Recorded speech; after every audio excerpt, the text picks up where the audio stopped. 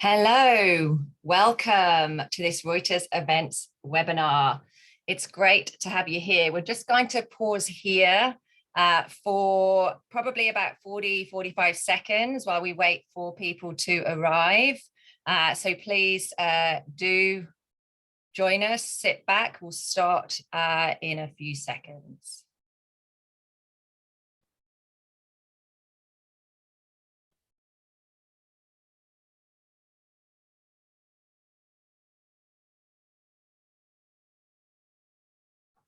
Hello, welcome. Thanks for joining. We're just waiting for everyone to arrive and we will start very shortly.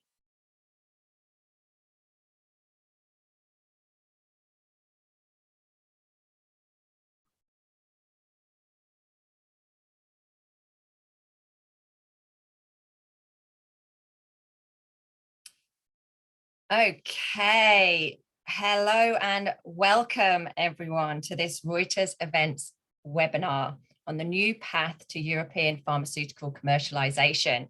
I'm Izzy Gladstone and I am your moderator for today. This webinar will focus on how to ensure commercial speed and efficiency with the right approach to meeting evolving regulatory, patient, provider needs in the European market. So, again, thank you very much for joining us. So as you know, the global healthcare and life sciences innovation continues to surge at an unprecedented rate. External disruptors such as Brexit, GDPR, new regulatory guidance, most notably the Pharmaceutical Strategy for Europe, and of course, the COVID-19 pandemic have driven pharma and healthcare leaders alike to reevaluate long-standing strategies.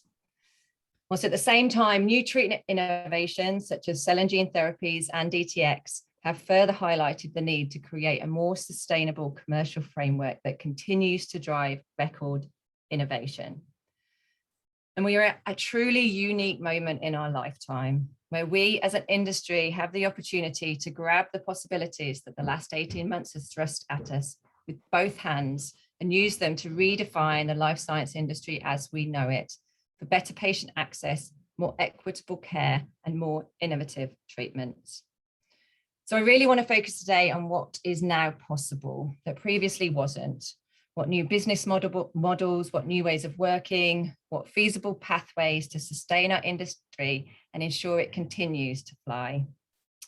And thankfully, it's not just me talking. I am joined by some people far better qualified than I am. And hopefully they'll turn their cameras on now and you should be able to see them. So let me just introduce the speakers. We have Catherine Owen, who is the Senior Vice President, Major Markets for Europe, Canada and Japan at BMS. Welcome, Catherine. Thank you. And we also have Lutz Bonacker, who is the SVP and General Manager of Commercial Operations Europe at CSL Behring. Lutz, welcome. Thank you, Izzy, good to be here. And we also have Frederick here, who is the Senior Vice President of Northwest Europe at Novo Nordisk. Welcome, Frederick. Thanks for having me. And we have Adam Zetsky, who is the Vice President, Head of Portfolio and Pipeline for Europe and Canada at Takeda. Welcome, Adam. Happy to be here. Thanks for having me. And last but definitely not least, we have Mike Ryan, who is the Executive Vice President of Eversana. Eversana are the sponsor for today's webinar, provided invaluable insights and direction for the session. So thank you, Mike and his team. Welcome, Mike. Thanks, Izzy. Pleasure. And it's great to be part of such a great company. So we'll get kind of straight into it, really. A reminder to everyone that's joining today, there is Q&A throughout. I'll be checking the screen for the Q&A. So do put your questions in there and I will get to as many as I can. So when we had our prep call about a week ago, we came to an agreement that we would anchor the discussion of the possibilities and the opportunities for the commercial model in Europe around the 4 pillars as laid out by the Pharmaceutical Strategy for Europe. Those are wonderful speakers. So the 4 pillars, for those that don't know, the Pharmaceutical Strategy for Europe, which was adopted in November 2020, aims at creating a future-proof regulatory framework and at supporting industry in promoting research and technologies that actually reach patients in order to fulfill their therapeutic needs while addressing market failures. It will also take into account the weaknesses exposed by the coronavirus pandemic and take appropriate actions to strengthen the system. So these are the 4 pillars, which are both include legislative and non-legislative actions. So the first one is access to affordable medicines addressing unmet medical needs. Second one is supporting competitiveness, innovation, and sustainability. Third one is enhancing crisis preparedness and response mechanism. And the fourth one is EU leadership in quality, efficacy, and safety standards. If anyone wants to, certainly what this webinar isn't doing today, we're not going to dig into detail about what each of these 4 pillars are necessarily, or explain what the roadmap is. If you do want more information, I put a URL there, or indeed just do your own research and Google, and you should be able to get the answers you need. So I'm just going to stop sharing here. So the first thing that I want to do is actually pull up a poll. So the first poll for today, which is actually 2 questions in one. Let me just launch it. So the first question is, this is basically looking at the impact of the pharmaceutical strategy on the pharma business model. So the first question is, which of the 4 pillars do you think will have the most positive impact on the pharma business model? Is it the first one, ensuring access to affordable medicines? Is it supporting competitiveness, innovation? Is it number 3, enhancing crisis preparedness? Or number 4, EU leadership in quality, efficacy, and safety standards? I think the speakers can answer this if they want to as well. So we've got, keep putting your votes in there. I'm just going to pause for a minute while we get everyone. And then there's a second question, which is, which of the 4 pillars do you think will have the least impact on the pharmaceutical business model?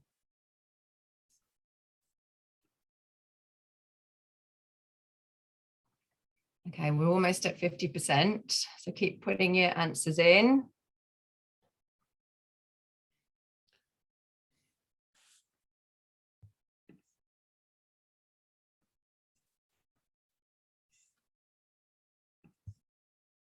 Okay, almost, we're going to go for, I'm going to wait for 70%. I assume that's a good number.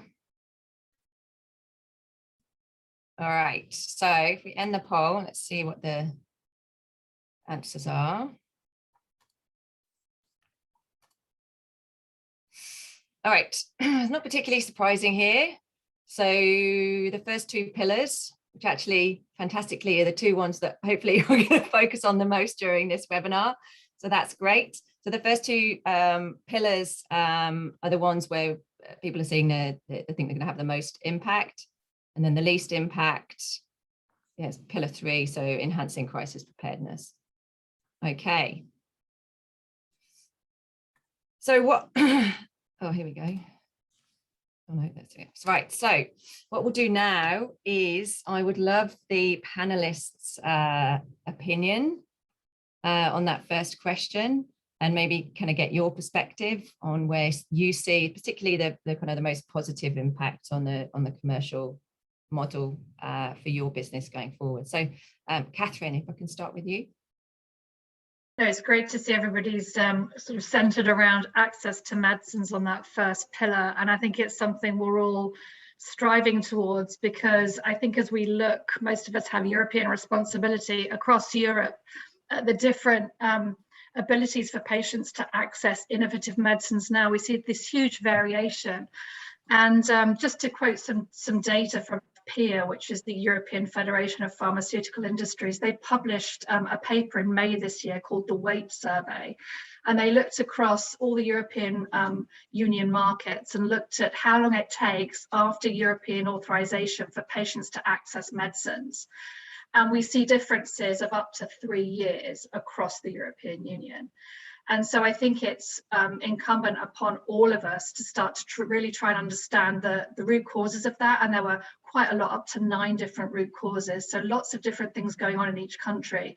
Really complicated issues that we need to get to the bottom of, but it is really important that we do, because that first pillar in terms of access to medicine determines so many more outcomes in terms of the health of our population. So really looking forward to working with both FPIA, but also my fellow pharmaceutical companies, governments, etc., to try and work out what we can do to really level the playing field and allow those patients that are waiting up to 3 or 4 years to get quicker access to those innovative medicines.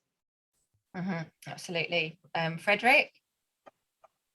Yeah, if I could build on Catherine's comment, it did actually surprise me a bit that number 1 was scoring that high, because if we look a bit critical towards the first edition of the pharmaceutical strategy, it actually do contain quite a few measures that could be ill-conceived and could delay and reduce access and not enhance the access, which was the whole fundament.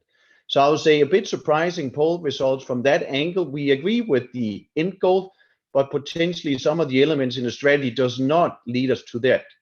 Whereas the second one that scores second highest in terms of supporting competitiveness, innovation, sustainability, all these are things we want to make sure that the pharma industry will go through and will further nurture. So I think interesting results from the poll here.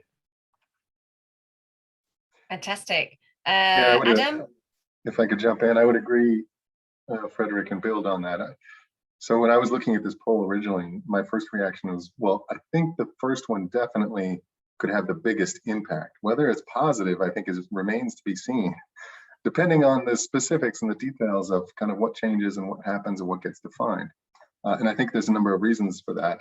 And I think with all of the elements that are included in the Pharma strategy, there are significant opportunities to improve our ability to bring innovative therapies to market. But it's the details, I guess, that will determine exactly kind of how we need to respond and adapt over time. But I think some things we could probably be pretty confident about even today, even not knowing exactly what's going to be put in place. And so, our need to really provide therapies that really demonstrate that they are addressing an unmet need, that they are capturing different sources of value, and that we're able to demonstrate that. Having something like a really high quality new product planning capability embedded within your organization, that is something that we need today, and we're going to need in the future, regardless of what happens with the pillar 1 definition. Evidence generation is another area that I would flag as something that we're going to continue to need to adapt and evolve in order to continue to be able to capture and demonstrate the types of value that are going to be recognized at a country level. Absolutely. And Lutz? Yeah, look, thank you. I think, I have something which kind of builds up probably on what both Adam and also the other speakers, Frederick and Catherine, were saying. First of all, I do believe we really are living in an extraordinary time for medical innovation. I think advances in science, medicine, they've all yielded new treatments and protections against diseases, offering better health outcomes. But examples are innovations in molecular biology, immunology, DNA technology that have made rare diseases and serious diseases, that were once considered terminal treatable. There's a caveat, however. If all these exciting medical developments do not reach the patients, there's no real difference they can make. So to me, I think I can understand where everybody's coming from in terms of putting access up top. And I also was not so surprised, because I do believe that in a number of the other items, I kind of lead into that access component, because it's kind of the end result of everything we're doing up front. And if that doesn't work and we don't end up with access, I think much of what was done earlier doesn't really play through. So I can really understand where the majority or the highest percentage of votes for this pillar came from. Fantastic. Thanks, Lutz. Mike, you were nodding throughout all of that. Perhaps unsurprisingly, I find myself in agreement with what everything that has gone before has been said. And whilst I certainly welcomed the EU position paper, where I continue to remain concerned is that there is almost a tacit acceptance in the paper, if people don't mind me saying so, that the European Union can't seem to function as a single market in the pharmaceutical industry. And I think that's something we as citizens of the European Union are really going to have to focus, never mind our affiliation to the pharmaceutical industry. We regularly hear strategies around EU4 plus UK. That's where we're going to launch. That's what's the most convenient. It's the biggest markets, etc. But if you look behind that, there are other member states, and those other member states can and should be entitled to the same level of healthcare and access to products that the EU4 plus UK have access to. And I think we've seen in an interesting example, and we might come back to it later, of how a centralized procurement of the vaccine worked and the incredible results within the European Union of that. And I'd love to see the paper address this idea that the market has got to work in a much more unified way in order to provide access to patients for the products. And then that will have the beneficial effect of ensuring that Europe remains highly relevant when it comes to planning for pharmaceutical companies as they commercialize their products. Absolutely. I mean, do people on here believe that we're going to see more deals like we had with the procurement of vaccines and COVID? I, for one, would certainly I'd like to see that occur, because as I said, we have, when we compare ourselves with the US and the Chinese markets, they're effectively a single market. Okay, they have their own nuances and differences and so on. But in our case, the market shatters into 27 separate markets. And as you've heard from the other speakers, there are significantly different ways for patients to get access to the product. And indeed, in fairness to pharmaceutical companies, there are resource requirements that frankly ultimately add to what it's going to cost them to commercialize their products.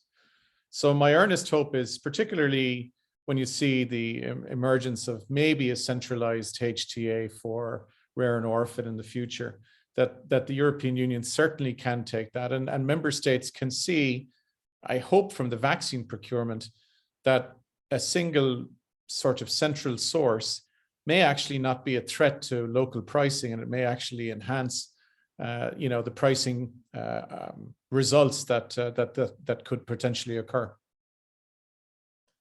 I think the aspiration is great, Mike, in terms of trying to treat Europe or see Europe as one market. But I think you hit the nail on the head in terms of our current perception of the issues, which is the difference in HTA expectations and authorities and the requirements that we currently have to generate in order to answer to all the different HTAs in Europe. And there really are a wide variation in terms of those dossiers that we have to put in, differences in data, differences in expectations in clinical trial design, in outcomes, even in areas that are high unmet need in cancer, differences in opinion on what a primary endpoint is, whether it's OS or PFS. And so, right now, I just can't see that that's ever really going to happen.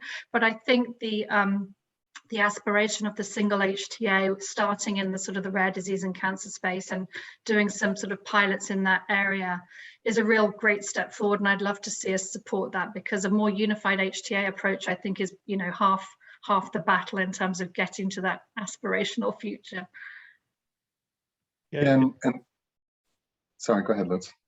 Thank you. Now, look, I think the other component is it is interesting, and I think probably worthwhile to observe how the concept of the innovation partnership procedure that's also mentioned by the Commission could play through, which should allow public buyers to develop a partnership for development, manufacture, and subsequent purchase of medicines of no limited demand or orphan drugs, which come to mind here, which is relevant also in the other setting than the vaccine, because we do know that if you take a look at orphan access across Europe, it's still the case that you probably have a multiple between some countries and other countries in terms of the ability to access this. So that's a potential flow through of the joint procurement component, and again, be interesting to see how that pans out. Yeah, I mean, I was just going to say, related to this joint HTA topic, I mean, this is exactly a good example of what I was referring to kind of in the beginning, and the devil's in the details, so to speak. So that, having a single HTA process absolutely has the potential to streamline, allow for faster access in a more consistent and consolidated way. It could make things easier potentially for all parties involved. It could also complicate things if it's just another layer that's added on top of the existing set of processes.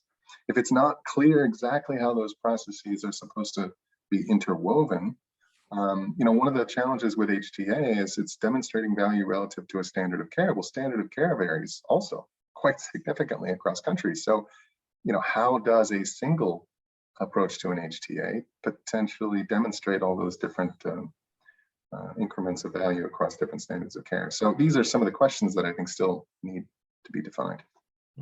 Yeah, I agree with you, Adam. I think there's a number of concerns with the HTA. Now we're trying it out in a few dedicated areas, but how do we make sure that the parameters upon which we're going to do the assessment is going to work for broader areas, chronic diseases, and so forth? That's one of the concerns as a company that engages itself in chronic diseases. How do we make sure that the parameters are going to be so that they can encompass all diseases and we don't end up with the lowest common denominator?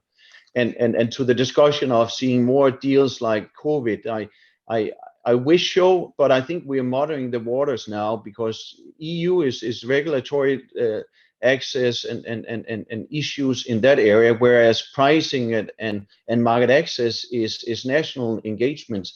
And I'm not sure that the 27 member states have the same opinion about which diseases we're going to pay which amount of money for. So I'm a bit hesitant to see this coming to fruition through the next coming years, I must say.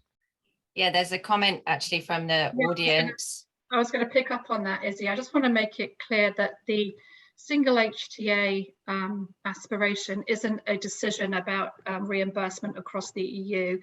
It's an approach whereby they're trying to standardize the data package that all companies would produce, and then local HTAs would only ask for additional data. So it's an attempt to try and sort of deduplicate what everybody's asking for, have a standard set of data, and then each additional HTA would ask for anything more. So I just want to make sure that that's understood. It's not a single decision across Europe. I can see.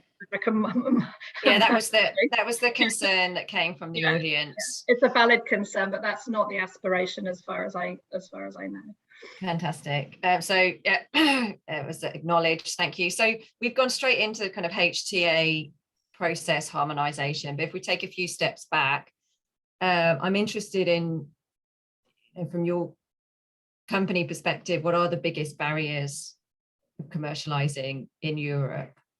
Is it the kind of not disjointed, but differences in HTA process? Is it something else? I'd be interested. Obviously, each of you, given your different portfolios, may have different answers. So, Adam, I'll start with you.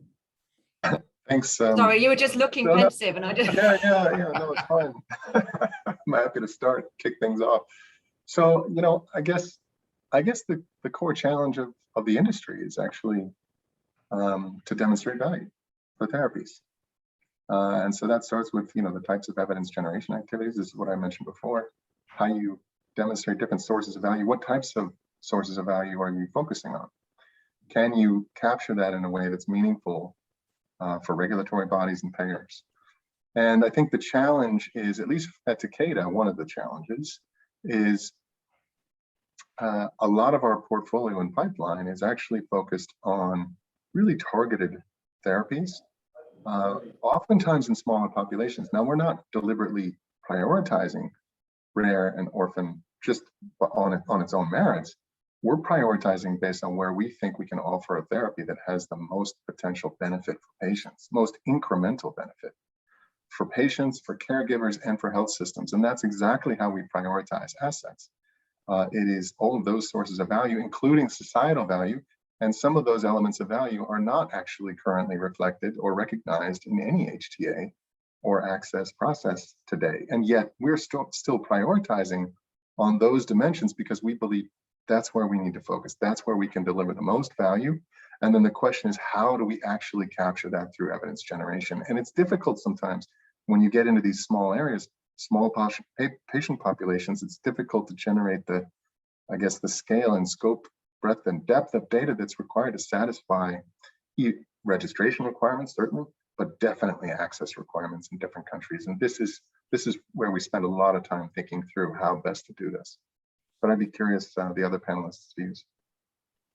Lutz, so you're obviously in the rare disease space at CSL at Behring.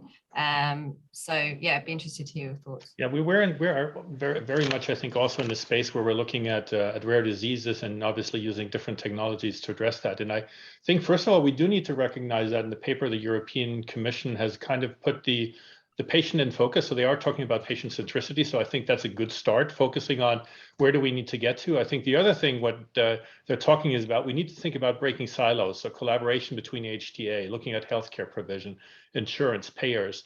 But while doing that, we still need to respect the uniqueness of medicine categories and developing and applying that guidance, because that's, I think, not happening to a huge degree in all situations today. So it'll be interesting how that flows through. I'll just use an example out of our portfolio. You know, one of the 3 technologies we at CSL Behring use to manufacture our products is plasma fractionation, which, next to recombinant technologies and gene pair therapy, is pretty much one of the foundations of the portfolio. So as we focus on that, the plasma-derived medicinal products are often used for rare and serious diseases. It's a unique approach, it's difficult to make, and the ability to ensure that the authorities understand this uniqueness is sometimes a challenge for us. And that's also in terms of supply timing, availability, access, and also value recognition. So I think that is something, as one looks at the efforts that are undertaken and the efforts to move into the next dimension, we need to watch out that we don't dilute out the uniqueness of certain components of the medicine by trying to achieve something and use just a common denominator, which doesn't work for all. Yep. Excellent. Frederick? Yeah, I think some of the biggest barriers to commercialization in Europe, seen from a Novo Nordisk perspectives, are 2 fundamental and a bit more holistic potentially. One is IP protection. I think with the fundamental of an innovative pharmaceutical industry is IP protection. And we've seen over the last couple of years a number of discussions, initiatives to dilute some of the patent protection that is ingrained and inbuilt in a very asset-heavy industry like the pharma industry. So, and I also see in the new strategy coming out from the European Commission, initiatives or at least discussions of diluting further the IP protection. So that's the first and foremost. The second one is our continued role as a pharmaceutical industry to be a partner. When you read again the new strategy, at least I get, but I'm biased, but I get a sense of a feeling looking upon the pharma industry as a greedy, not contributing to society. And I think if we diverge too much in this perspective and are not looked upon as a valuable partner, we're going to lose the societal connect that we have. And that to me will be harming us as an industry for many, many years ahead. So those would be the fundamental 2 that I would cite here. Mike, we've spoke previously about kind of your feeling around, you know, how the European market is a challenging market for pharmaceutical companies to commercialize in, specifically for innovative or indeed smaller biotechs. Do you want to just talk to that a little bit? Yeah, I mean, to pick up a little on Frederick's point, I mean, ultimately, pharma companies are there to do good, right? And I think there has been a perception. I hope, again, the fact that pharma has almost effectively saved the world with the development of the vaccine will play more heavily in people's minds. But the key issue that I think pharma face, particularly in Europe, is it's a high-risk industry, number one. There has got to be a significant return on investment because it is an industry. It is not a charity per se. So in order to develop new medicines, you have to be able to generate revenue.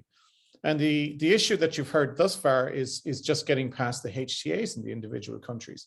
But in order then to actually access the market and actually capitalize the value of the products in market in Europe, the amount of infrastructure that is to be grown at risk by pharma companies, and more importantly, in some respects, by smaller to medium enterprises that are developing new products, the risk that they've got to take up front in order to get that infrastructure set up, all that, you know, in a situation where they may or may not get centralized marketing authorization approval. And then they've got to go through the whole process of getting pricing and reimbursement.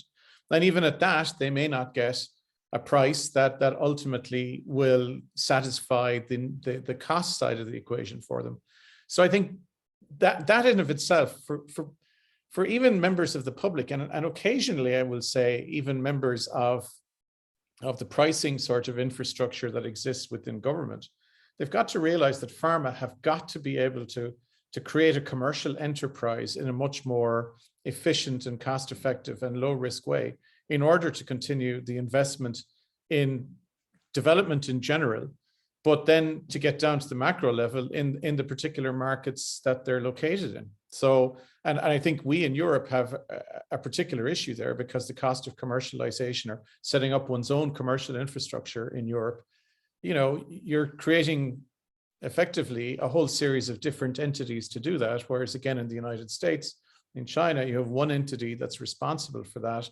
And okay, they're large entities, they're costly entities, but it's one, as opposed to a whole series of them right across a whole series of different countries. Would anyone want to comment, Adam?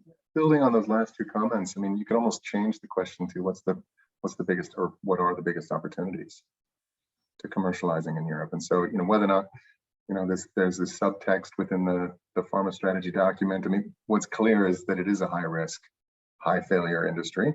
So one opportunity, one of the best things I think that has come out of the COVID experience actually is the partnership and collaboration across industry, industry with, you know, other industries, industry with regulatory, accelerated pathways, you know, really coming together to respond to a public health crisis, I think has demonstrated that the industry, this industry, can play a significant role, not just in COVID, but actually in a number of different areas to further the health aspects for society as a whole. And that's maybe one of the most exciting things that has come out of the COVID experience in the last 18 months to 2 years, from my perspective. Absolutely, this urgency and direct focus on the patient is certainly something that across what I'm seeing in conversations like this is being talked about, and like you said, a very positive impact. Catherine, I think you were going to say something. I was going to say, I'm not sure that Europe is any more difficult or easy than the US and China. You know, I think they all have their own different, you know, subtleties in terms of launching and driving our business. But in terms of the opportunities in Europe and trying to keep it positive around what we could do and what the pharmaceutical strategy for Europe could mean, I think there's a lot of possibility with the single payer systems around data collection and the use of data in a more innovative way. And I think the one thing that the COVID-19 pandemic has shared with us is the power of data and the power of using that and making decisions really quickly on patients' health and population health. And so one of the things that I'm excited about is the European health data space and the focus on trying to drive more alignment across Europe on generating the right data.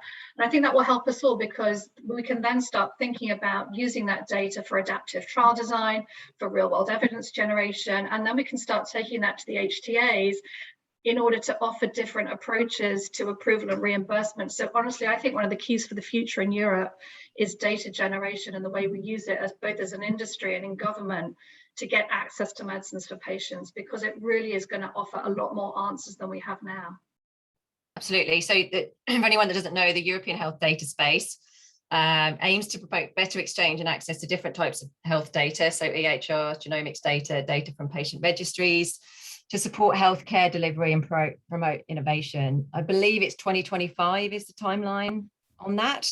It's a really exciting project. We have a healthcare division, and part of the stuff that they're looking at in the European space is kind of how do they do that. So I would encourage anyone to look into that. But anyone else want to build on that?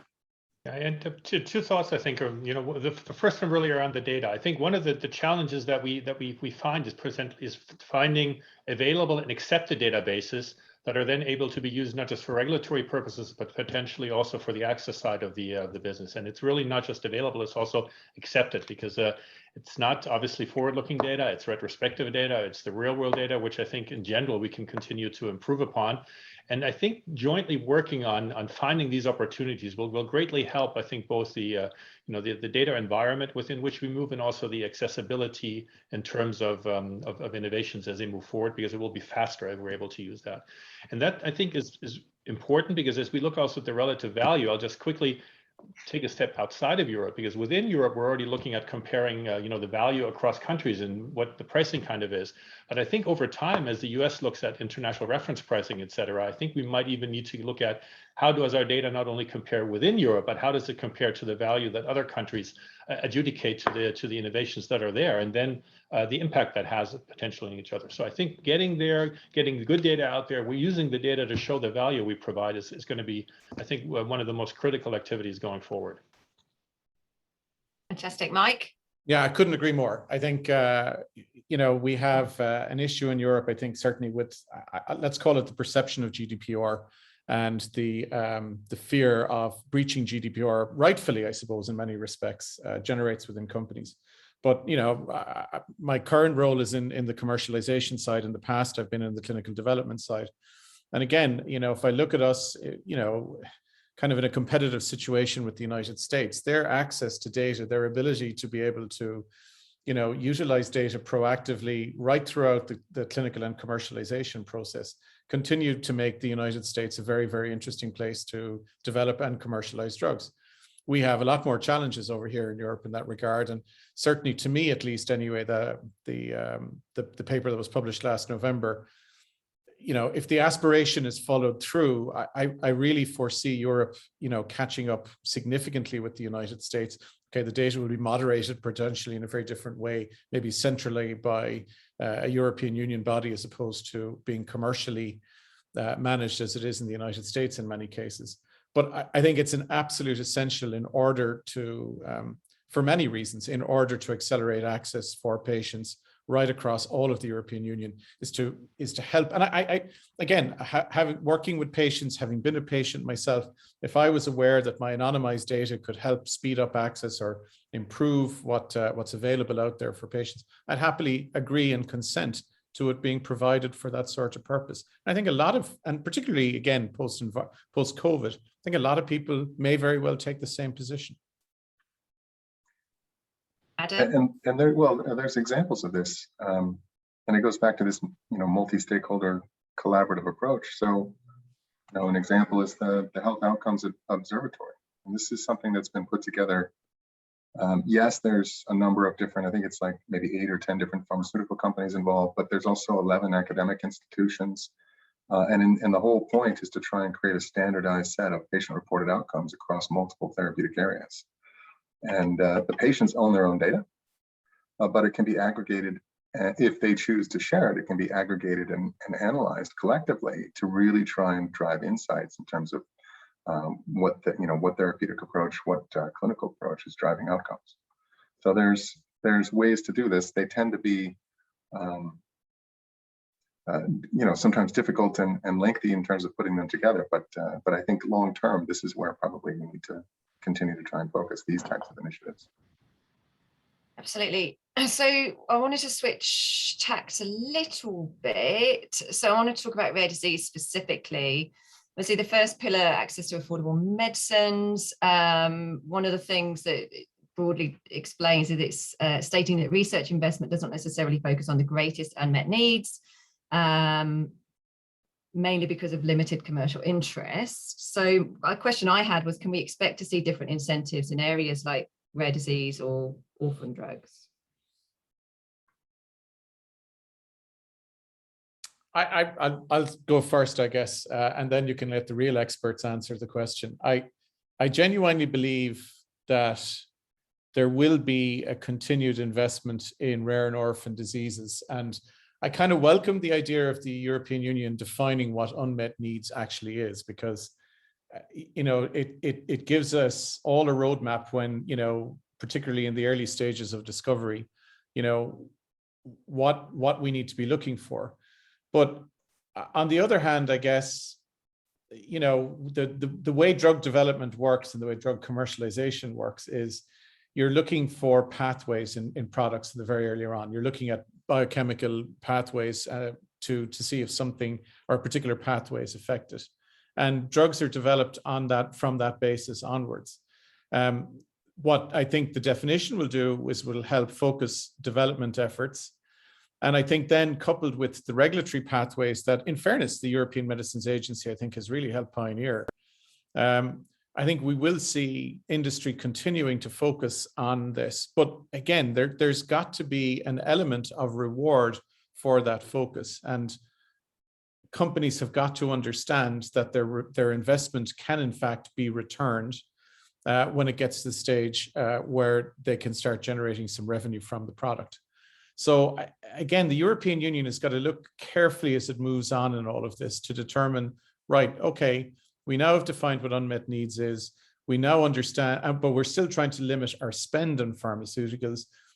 We have got to try and square that circle to determine that every patient deserves access to great new treatment. Every patient should understand that there is a pathway potentially for treatment for their product. And at governmental level, that sort of cooperation that you heard about just now from Adam, that level of cooperation has got to continue right throughout the development and commercialization continuum to allow pharma, you know, reap the reward from the work that they've done to bring those products to market. Absolutely. I'm going to launch a poll and then we can kind of all respond to the poll and also Mike's comments. So the poll is specifically on specialty care rare disease approval. So first, it's a two-part question. Has it become harder? Sorry, it says header. Has it become harder or easier to have products approved in the specialty or rare disease space in the last 10 years? Is it harder? It hasn't changed. It's easier or not sure. And then there's question 2 is, do you predict it becoming harder or easier to have products approved in the specialty or rare disease space in the next 5 years?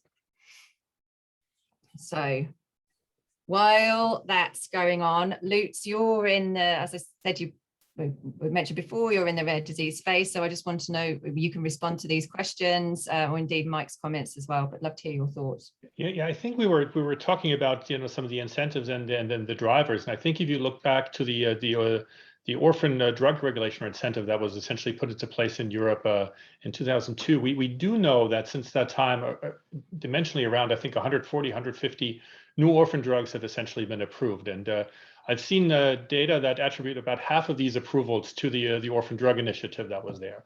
So that being the case, if one believes that, then I think one has to say that you know, support and guidance and also incentives do work, because I think there has been a focus put into this and a willingness to have some benefits in terms of you know, comparative data that we need to provide about some easier reimbursement activities that are there, some unique benefits that are automatically associated with orphan drugs. So that, I think, is a case example of a success. And I think sometimes nowadays you have the feeling that there might be a feeling it's been too successful. But even if it has been too successful, only about, I think, 5% out of those 6,000 or 7,000 rare diseases which exist do have therapies out there. So I think it's worthwhile looking at. It has gotten easier, I think, over the last years. It's getting a little bit more difficult as one looks at it, I think, going forward, because again, it's been relatively successful, and I think sometimes it might be thought of as being too successful.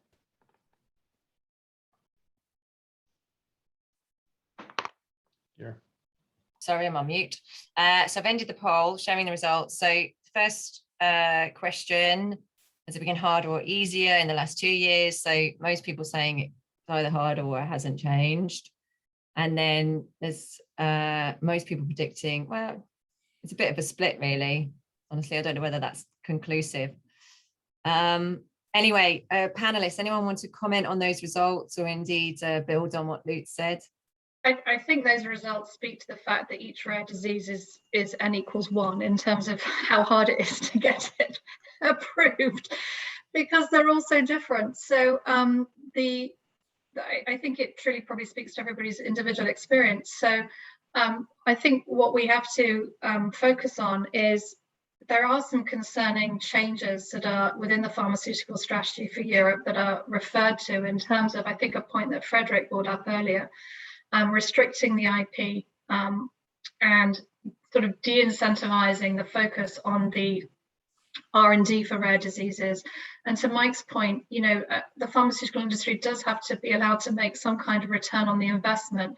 And so that the implication within the PSC, I think, is to try and restrict and sort of condense and focus orphan and rare disease to a more restricted pool.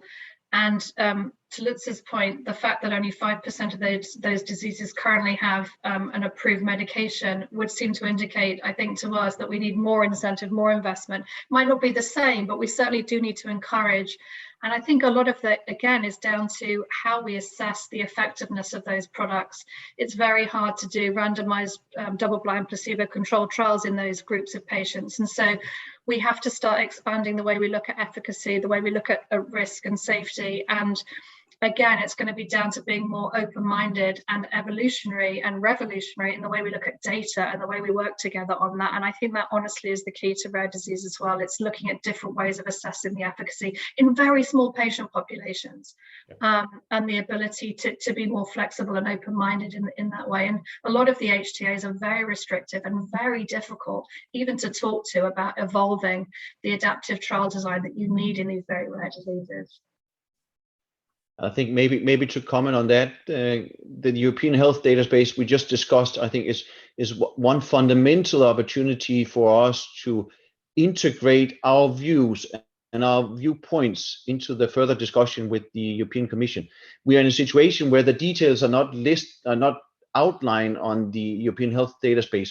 If we can make sure to take a proactive stance as pharmaceutical industry to also make it go in a direction where some of the concerns that are being raised here by Catherine and Lutz can be built in, I think we have a huge opportunity to make this a big success for Europe going forward. So let's take that proactive stance. Absolutely. I'm going to touch on a question from the audience, which I think is interesting. We've mentioned previously that the pharmaceutical strategy overall it talks about patient centricity and putting the patient at the center. George says, will we have to involve patients more as they will have to carry more of the healthcare costs in the future? You want to lead on that? I think this is an interesting difference between the US and Europe, certainly having managed both sides of the pond in terms of commercialization. And the US patients have a huge voice in terms of patient-reported outcomes, areas of unmet need, what real unmet need means to them versus their doctors. And we see really interesting research that when you ask the patients what's an unmet need versus their doctors, you get quite a different answer. So we're trying in Europe to involve patients. Obviously, the regulatory framework and legal framework is quite different, but there are some powerful patient groups that are really important in terms of the voice of the patient. And I think it's incumbent upon all of us to really involve them more, think about ways of working with them, and really bring that patient voice into everything we've just been talking about, especially to the point of the questioner in terms of healthcare costs, so whether they're through taxes or whether they're through co-insurance or however they're garnered, the patient will have more of a financial voice as well as a sort of a medical voice. And so it's imperative that we start to do this. And I think this is one area that we can really start to accelerate. Mike, you're nodding. Yeah, I again, that mixture of my background in clinical and commercial, I really do see the patient gaining significant, rightfully, traction in both development and commercialization of products. They are consulted, I think, throughout. The key, the part of the question that refers to whether or not they should bear more of the cost. Well, again, that's going to be a societal issue that we're going to have to continue to manage as the population gets older. It's going to increase. And I think the paper itself outlines the fact that 20 to 30% of hospital spend is in pharmaceuticals right now, and it's growing faster than inflation. And if you look at all of the language around the paper, and indeed Ursula von der Leyen, when she set up the paper, she started talking about the paper back in one of her early sort of addresses to the leaders of the European Union. She talks about, access to better medicines at an affordable price.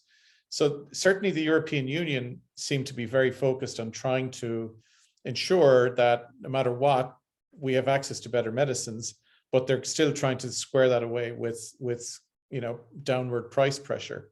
So I think in the middle of all of that, there will be, and you see it in certain countries in Europe, maybe the rise of a sort of a parallel insurance-based healthcare system that runs alongside social healthcare. But ultimately, drugs are developed for patients. If the patients don't exist, pharma companies won't develop the drugs.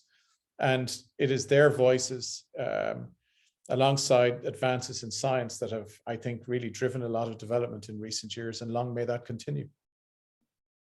Absolutely. So I'm going to draw on another question from the audience, which is actually something that we spoke about in the panel prep call. So it's from an anonymous attendee. So what is the opinion of panelists with regards to commercialization of gene therapy in Europe, in rare disease, low number patients and high price tags? Does it require its own path to commercialization, as we have not seen a large number of successes in Europe? So I'm going to lead with either Adam or Catherine on this one. Adam, you're on, not on mute, so you can start. Sure, I can jump in. So cell and gene-based therapy. So already we've talked about rare disease and how it fits with HTA. And it's challenged because when you've got small patient populations, it's really hard to generate data sufficient to satisfy sort of payer and access process needs. Well, that same challenge applies to a cell and gene-based therapy. And now it's complicated by the fact that a lot of times these therapies could be one-time treatment, could be potential cure or functional cure. And so now you've got the situation where even, especially if it's a chronic disease, you've got a one-time treatment, potentially one-time payment that's trying to capture the value over the majority of the remaining life of the patient. And that, when you have limited data and a lot of uncertainty around long-term outcomes, now is really challenging, I think, for a payer to assess kind of, what is the risk of this? What is the certainty of outcome and benefit? And this is where I think, again, I would go back to patient empowerment, and raising the patient voice in these processes is going to be critical to help payers understand the burden of these diseases. I think this is where, again, multi-stakeholder approach, but also really the ability to apply flexible agreements, outcomes-based agreements that try to mitigate this uncertainty and spread the cost of a potential therapy over its potential value time period. I think this is going to be required, basically, in order to successfully bring some of these therapies to market, because, there was this question of, is it harder or easier? Well, one of the reasons why it's harder is because health systems are under more and more pressure. And so we're going to need to be part of the solution there. I think industry has to come with solutions about how we can create agreements that can reflect the value, but also accommodate and mitigate some of the sources of risk that the payers and the health systems see at a country level. Absolutely. Catherine? Yeah, I think it's not specific to gene therapy, but kind of halfway there with CAR T therapy, where by the end of this year, we'll have 2 CAR Ts approved in Europe. And I guess the positive is that we've seen quite an openness to reviewing the data differently at a European level. And all of the governments involved seem to be wanting to understand the data, be more flexible. And actually, we've seen a lot of opportunity to dialogue and look at data differently. So for me, it's been a sort of a light in terms of the future and what that could look like. But to Adam's point about paying for it, that's where it gets a little bit more sort of difficult to look at what that could look like. And he referred to risk sharing agreements. He referred to taking risk on both sides, which is suitable, because if a patient doesn't respond, and we can totally understand that. The key to all of that, though, is how you track it and the data you use to assess that. So again, I know I sound like a broken record, but a lot of this is down to that data capture and the ability to do that easily. And what we're hearing from governments is that it's too difficult to do that.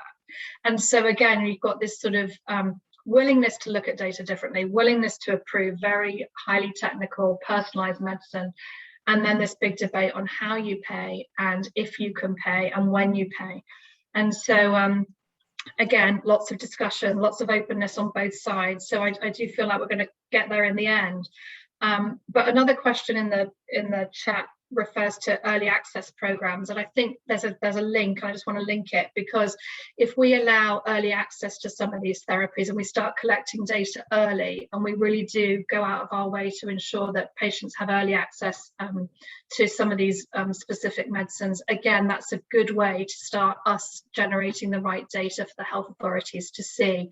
and for the infrastructure, because you can't put these gene therapies in certain markets. There's no infrastructure to give them, to monitor the patients, to do the follow-up. So again, the whole thing has to work. And actually, early access programs are pretty key in terms of trying to understand that early and ensure that everything's in place for a successful commercialization.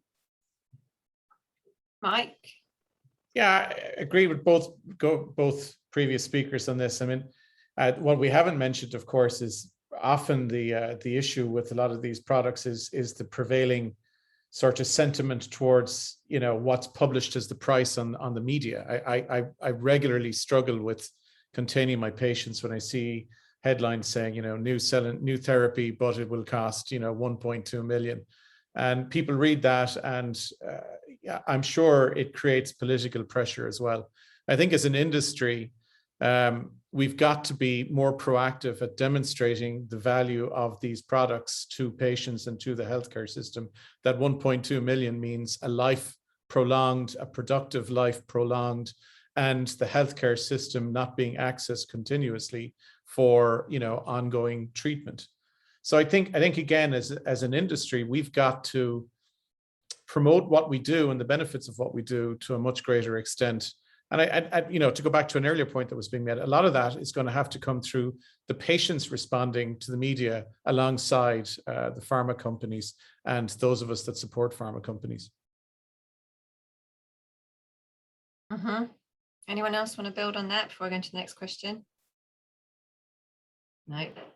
All right, so I'm going to close off. We've got about 4 minutes. It's quite a big question for the last 4 minutes. So hopefully you can keep your answers snappy, because I will just go do a round robin. So we're going to go kind of specifically looking at commercial models. So what changes do you expect to see from commercial models in the next 5 years in Europe? So based on all those things we've just spoken about, based on the, what may be happening with the pharmaceutical strategy, what changes do you expect to see? I'll start with Frederick. In 5 years' time in the pharma strategy, not a whole lot.